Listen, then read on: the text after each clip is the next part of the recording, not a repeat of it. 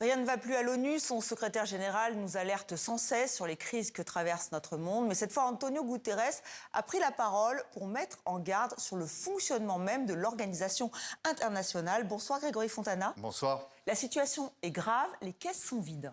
Et de son propre aveu, si l'ONU a déjà connu des situations particulièrement délicates, eh bien cette fois-ci, les Nations Unies sont tout simplement au bord de la banqueroute. Je vous propose d'écouter son porte-parole, le porte-parole donc d'Antonio Guterres.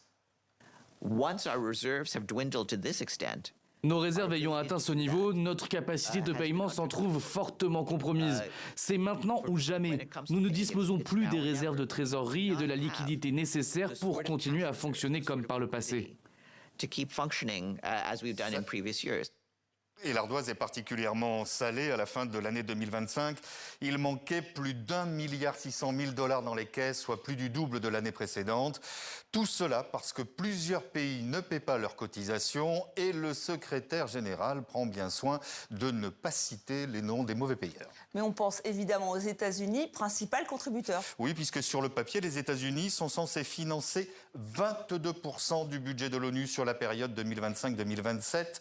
Seulement depuis le retour à la Maison-Blanche de Donald Trump, les États-Unis retardent ou bien refusent certains paiements, se désengagent de plusieurs programmes onusiens, comme par exemple l'Organisation mondiale de la santé ou bien l'UNESCO. Au début du mois, Donald Trump signait d'ailleurs un nouveau décret ordonnant le retrait américain de 66 organisations internationales, dont 31 liées à l'ONU au motif qu'elles ne servent pas les intérêts américains. Et tout cela a forcément de lourdes conséquences sur le fonctionnement même de l'ONU. Oui, d'où le cri d'alarme d'Antonio Guterres, gel des embauches, retard dans le paiement des missions, voire carrément annulation. Face à cette situation, les États membres ont validé la suppression de 2400 postes pour cette année. C'est donc l'ensemble du programme 2026 qui est menacé. Et pour le secrétaire général, eh bien, il n'y a pas 36 solutions. Soit les États membres acceptent de revoir les règles de financement, ou bien ils acceptent tout simplement l'idée d'un effondrement prochain financier.